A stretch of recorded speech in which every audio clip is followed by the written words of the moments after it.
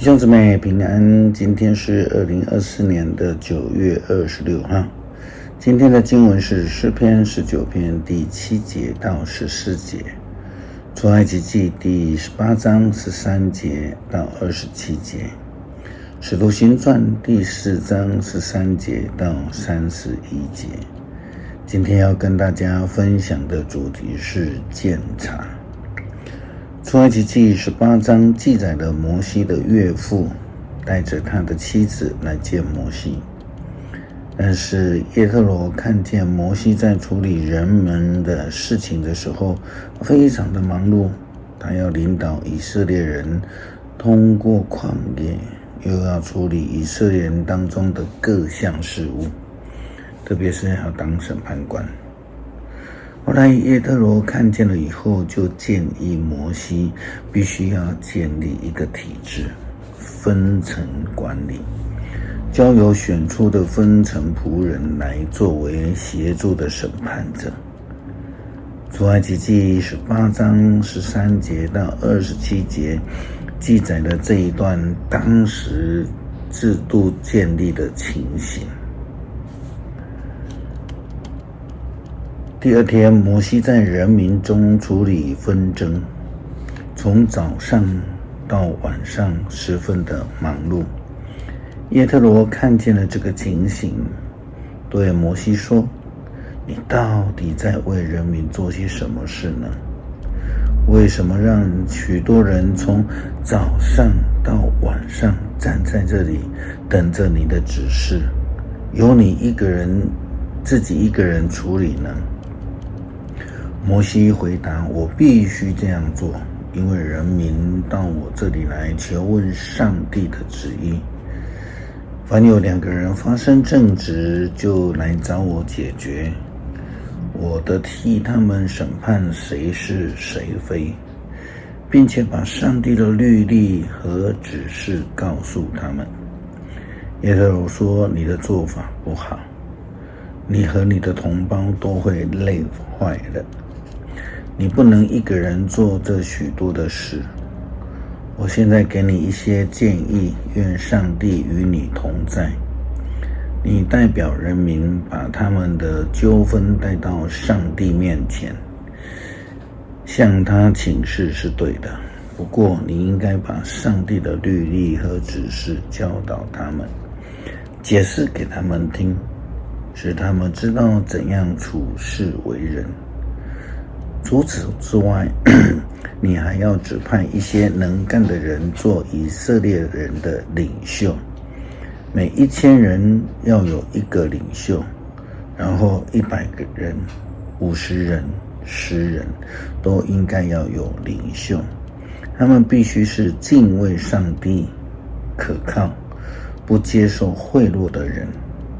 你要指派这种人随时为人民判断案件，他们可以把重要的案件带到你的面前，小纠纷就自行处理，这样他们可以分担你的责任，使你的担子轻省些。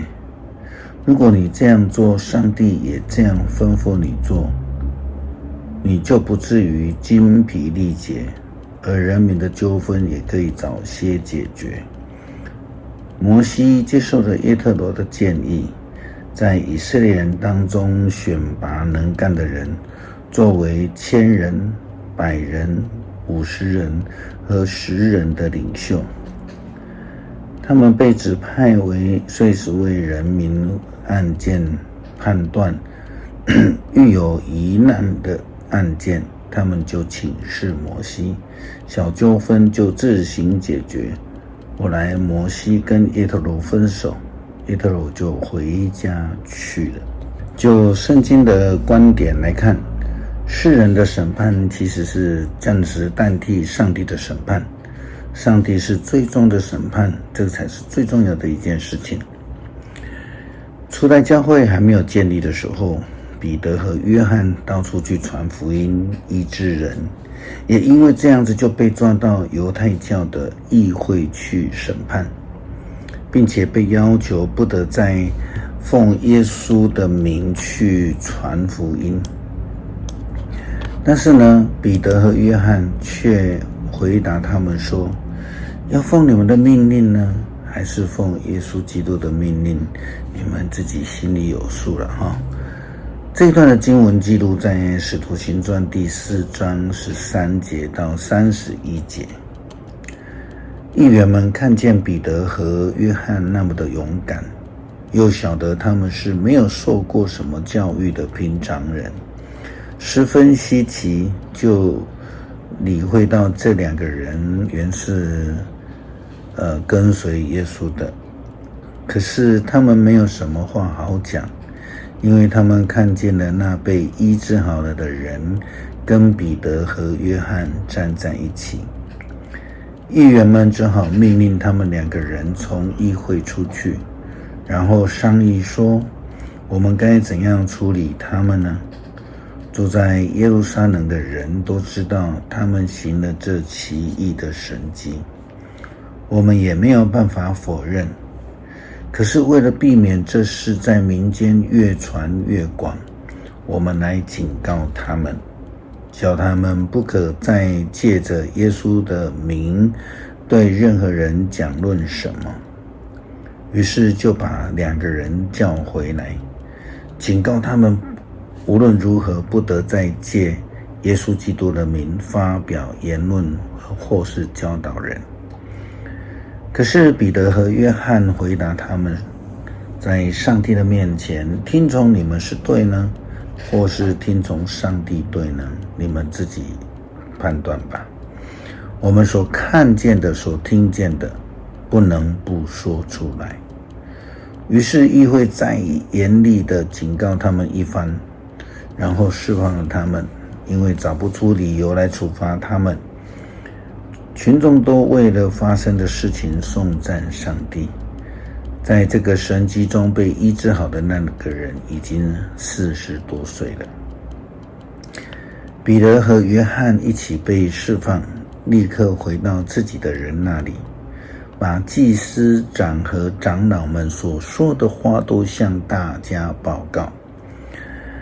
他们听见了，就同心高声祷告上帝说，创造天地海和其中万物的主宰啊，你们曾借着圣灵用你的仆人我们的先祖大卫的口说，外邦为什么吼叫，万民为什么妄图虚妄的事，地上的君王都披挂上阵，统治者也都集结在一起，要攻击主和他所受膏者基督。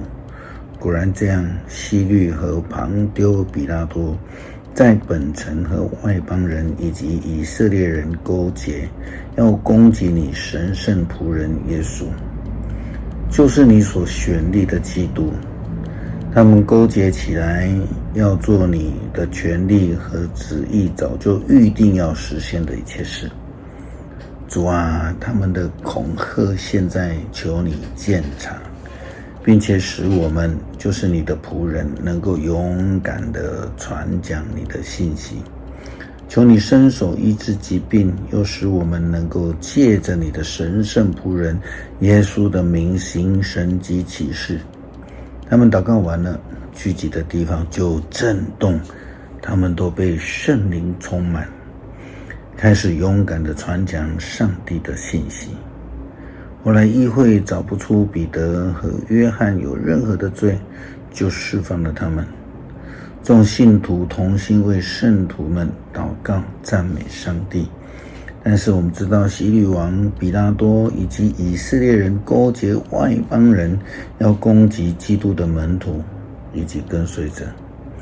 他们就祷告上帝亲自鉴察这些人的阴谋，他们交托给了上帝，一起祷告之后就被圣灵充满了，并且勇敢地到处传福音。诗篇19篇第7节到14节，上主的律法完全使人的生命更新，上主的命令可靠，使人愚蠢的人得到智慧，上主的法则公正，使顺从的人喜乐，上主的训诲透彻，使人的心眼明亮。上主的规范纯真，永远留存。上主的判断准确，始终公道。他们比金子可贵，胜过最精纯的金子；他们比蜂蜜甘甜，胜过最纯净的蜂蜜。这一切使你的仆人深受警惕，仆人谨守，获益无穷。谁能看见自己的过错呢？求你宽恕我无意的过失，求你使我不至于故意犯罪，不容许罪恶支配我，这样我就能成为无可指责的人，免犯悖逆重罪。上主，我的避难所，我的救赎者啊，愿我的言语，我的心思都蒙你悦纳。恳求上帝帮助我们学习初代教会的使徒，将所面对的困境交托给上帝，自己来检查，让我们能够领受圣灵的充满，并且勇敢地传福音。感谢祷告，奉主耶稣基督圣名求，阿们。